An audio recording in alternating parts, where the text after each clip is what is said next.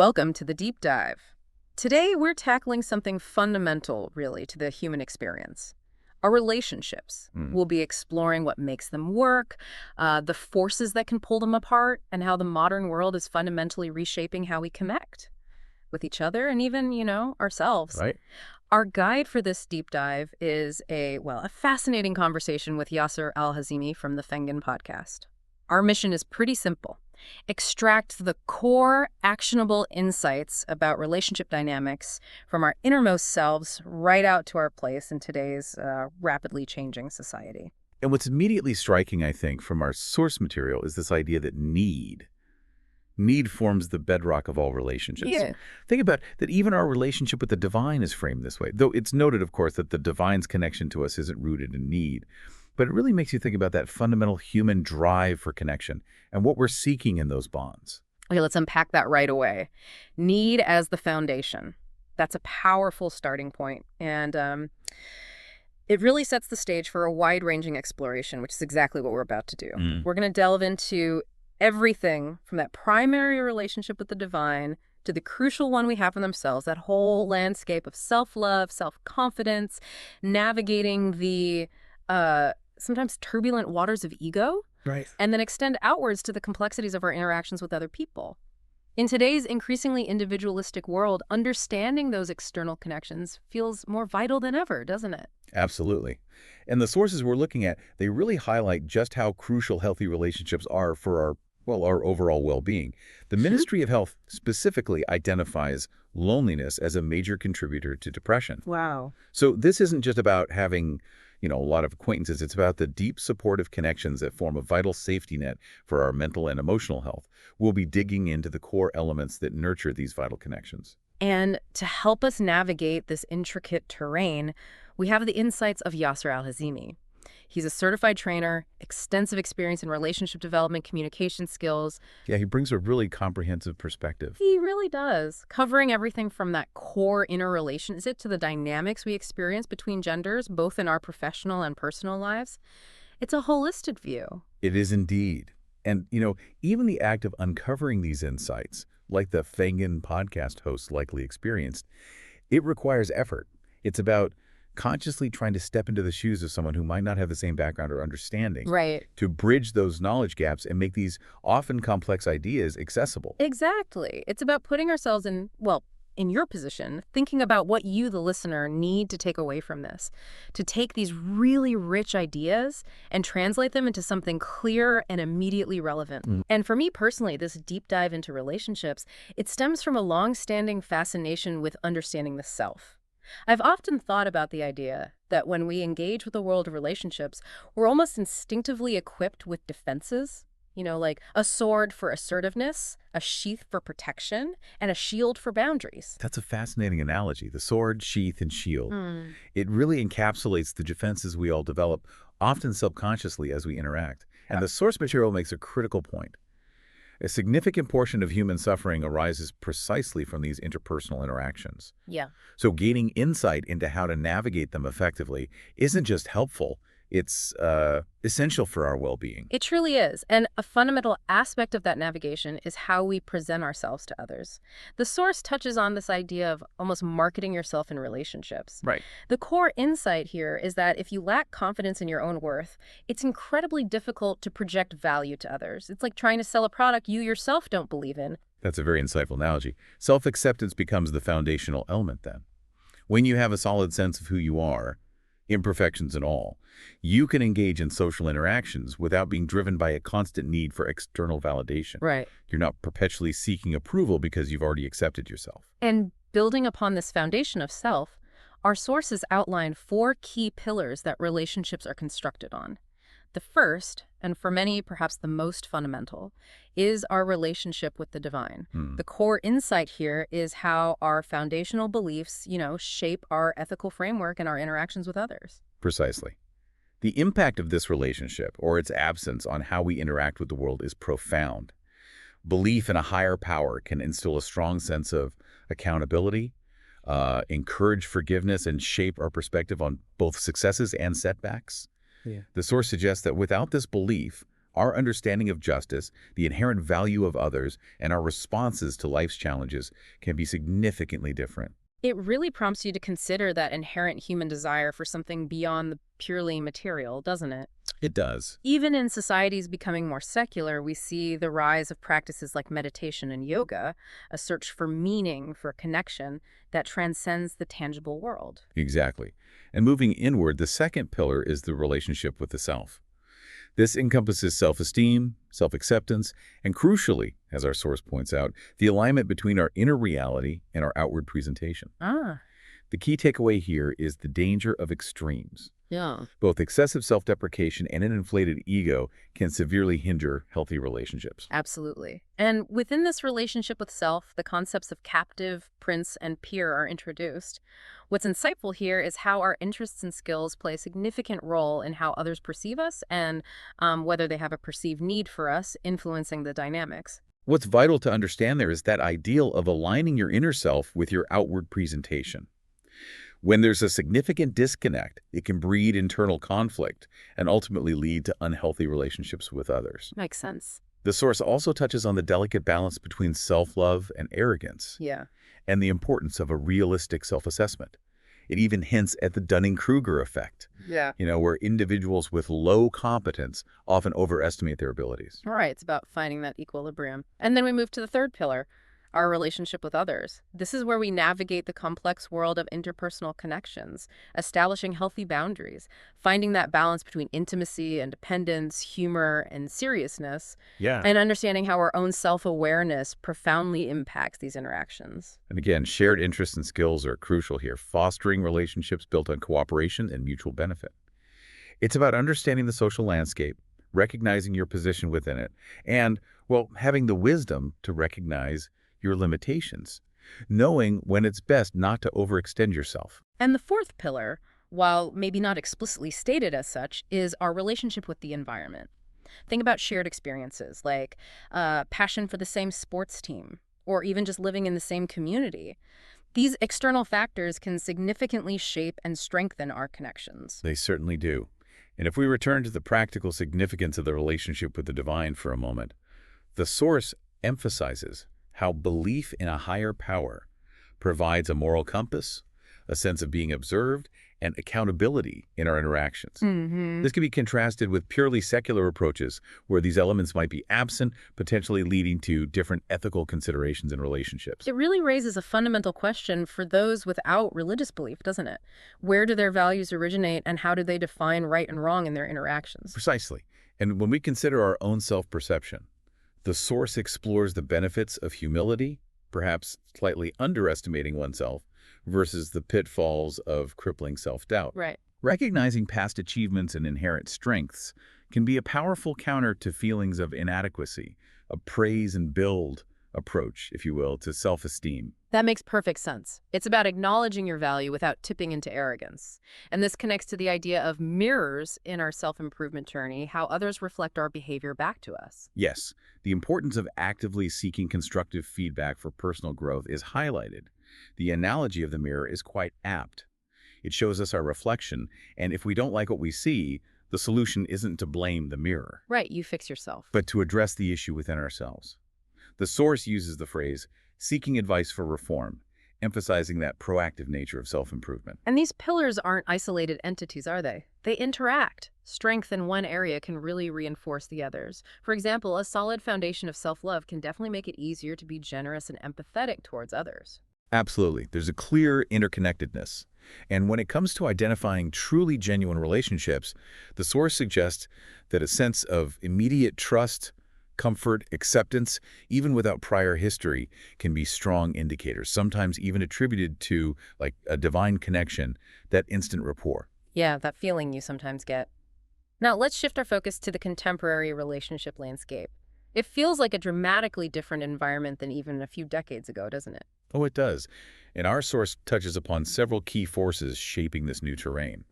One significant factor is the increasing intermingling of Western and Islamic values, which can create tensions and challenges in maintaining a distinct cultural identity when exposed to such diverse influences. It's that constant negotiation, isn't it, between tradition and modernity, trying to find a stable sense of self in a world pulling in so many different directions. Exactly. Then there's the growing impact of secularism and scientific materialism. This can contribute to the erosion of a shared moral framework. The source raises the concern of human beings being viewed primarily as, well, biological entities. Just physical beings. Which can influence how we value and interact with each other, potentially diminishing the perceived inherent worth of individuals. And the rise of individualism is another massive factor. It feels like the emphasis has shifted heavily towards personal freedom, self-reliance, which, while having benefits, can also erode the sense of security and belonging that traditional social structures like families and close-knit communities once provided. This connects directly to the concept of anomie. Anomie, right. Yeah, this term refers to a state where societal norms and values are weakened or absent. It leads to uncertainty, a lack of clear guidance in social interactions, and potentially a feeling of rootlessness. The source even suggests that in the absence of strong shared values, people might turn to fleeting trends like fashion for a sense of belonging or direction. It's like we're all navigating social interactions with a less defined rule book than maybe previous generations had. Precisely. And this is further complicated by the phenomenon of global homogenization, the increasing pressure to conform to a single, often Western-dominated, cultural model. This can lead to the devaluation of local traditions and unique cultural identities, creating a sense of cultural loss. It's that tension between participating in a globalized world and wanting to preserve the unique aspects of your own heritage. It's tough. Absolutely.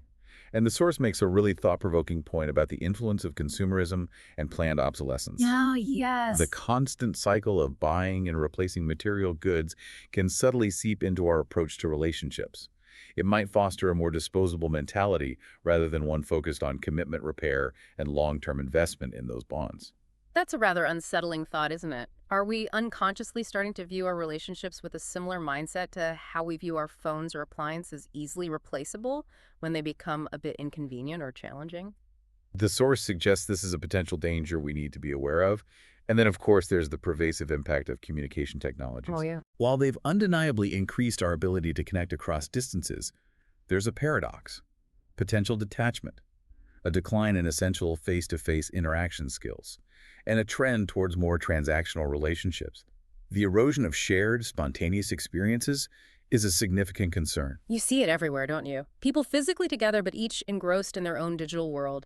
That shared present moment, that unexpected interaction that could spark a new connection, those seem to be happening less organically. Exactly. And the very basis of relationships seems to be undergoing a shift.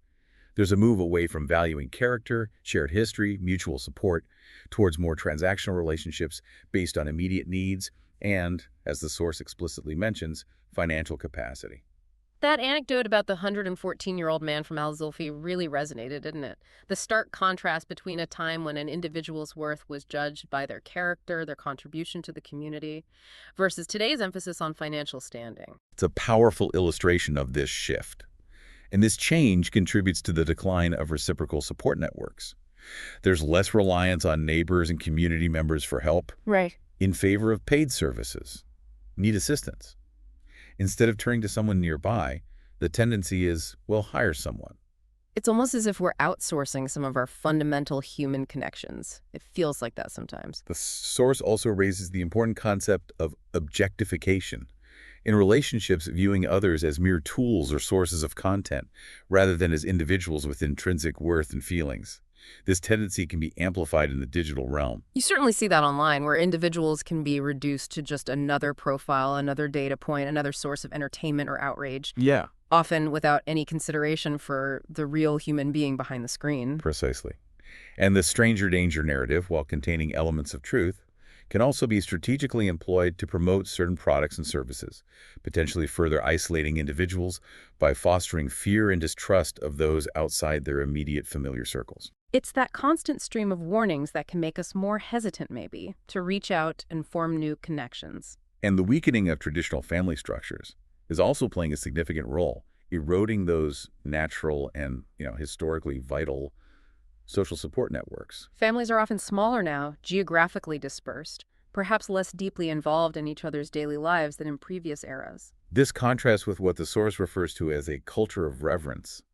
In relationships where deep, meaningful connections are prioritized, versus a culture of accumulation. Accumulation. Yeah, where the focus shifts to amassing a large number of often superficial connections, frequently driven by social media metrics. It's the classic tension between quality and quantity, isn't it? Are we prioritizing likes and followers over genuine, substantive bonds? The source suggests that this is a significant temptation in our digitally saturated age. And social media also appears to be influencing our sense of responsibility. The ease of expressing support or concern online might be inadvertently diminishing our sense of personal obligation to take tangible action in the real world. It's that feeling of having done your part just by clicking a button or sharing a post, right? Even if it doesn't translate into actual help or engagement in the real lives of others. The perceived virtual safety of online interactions can sometimes feel more appealing than the complexities and commitments inherent in face-to-face relationships. Indeed. And significant events like the COVID-19 pandemic have acted as a powerful accelerator for many of these societal shifts, forcing more of our interactions into the virtual realm, often out of necessity. Yeah, that rapid transition forced us to adapt quickly, but it also potentially further solidified some of these patterns of virtual connection, perhaps at the expense of in-person engagement. And the increasing pressure to disclose private aspects of our lives on social media platforms can be immense. It can lead to negative perceptions of those who consciously choose not to participate in that level of online sharing. Privacy itself seems to be becoming an increasingly contested concept. It's almost as if choosing not to constantly share makes people suspicious or feel like you're somehow out of sync with the times. The source also provides a historical lens, referencing observations made by al-Jurati centuries ago regarding the perceived decline in religious commitment, loyalty, and chivalry. Ah, interesting. It reminds us that concerns about the evolution of social interactions and fundamental values are not entirely new phenomena. That's a useful reminder, actually. These shifts are part of a larger historical trajectory, even if the current pace feels particularly accelerated.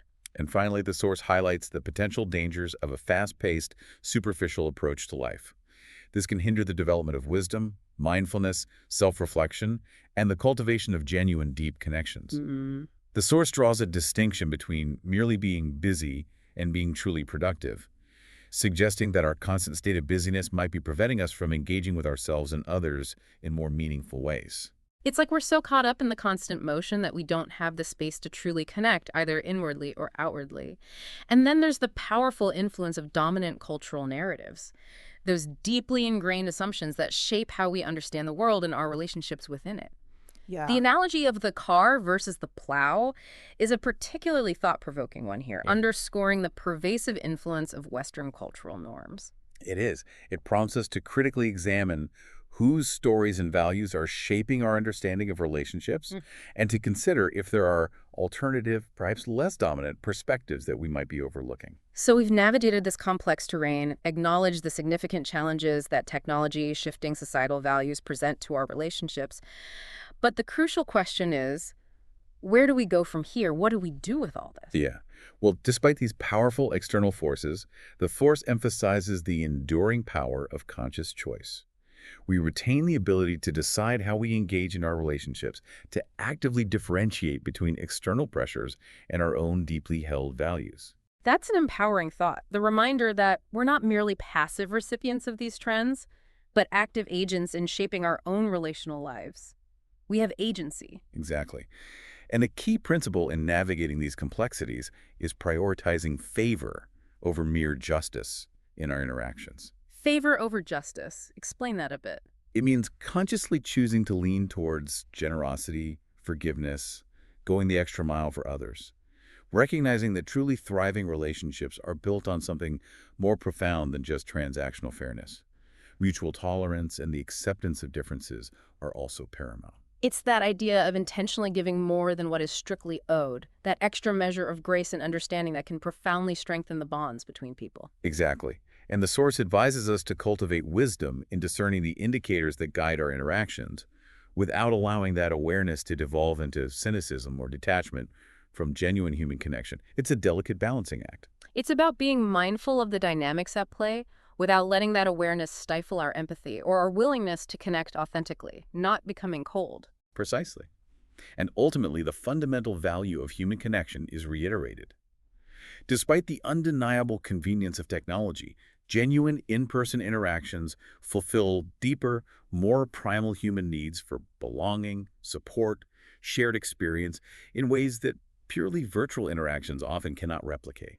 That face-to-face interaction, that shared physical presence, it remains absolutely fundamental, doesn't it, for building and sustaining strong, meaningful relationships. The importance of understanding the underlying motivations behind people's behavior is also key.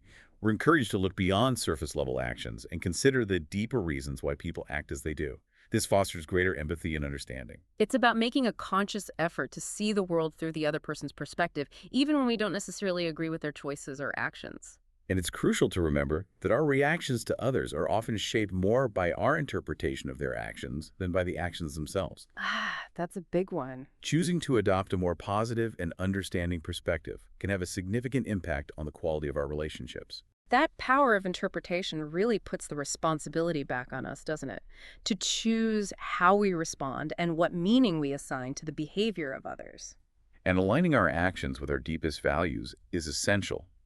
Taking the time to reflect on our core beliefs and ensuring that our behavior in relationships consistently reflects those beliefs brings a crucial sense of integrity and authenticity to our connections. It's about living in alignment with our principles, not just, professing them, walking the talk. Finally, the source touches upon the art of relational intelligence, recognizing that different types of relationships have different dynamics and adjusting our expectations and responses accordingly.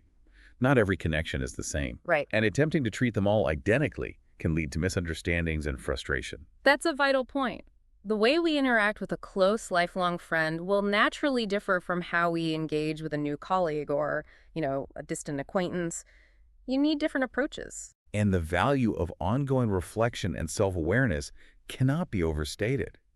Taking the time to thoughtfully consider the dynamics within our relationships and our own role in those dynamics is absolutely vital for personal growth and for maintaining healthy, fulfilling connections. Stepping back, taking that intentional pause to really assess what's happening in our relationships, it's an investment, really, in their long-term health and well-being. So here's a final thought, perhaps, for you to consider. In a world that is increasingly mediated by screens and often defined by individualistic pursuits, how can you intentionally cultivate and nurture the kinds of deep, meaningful connections that truly sustain and enrich your life? Consider taking just one small step today to move beyond purely transactional interactions and actively embrace the favor that strengthens the vital bonds between us all.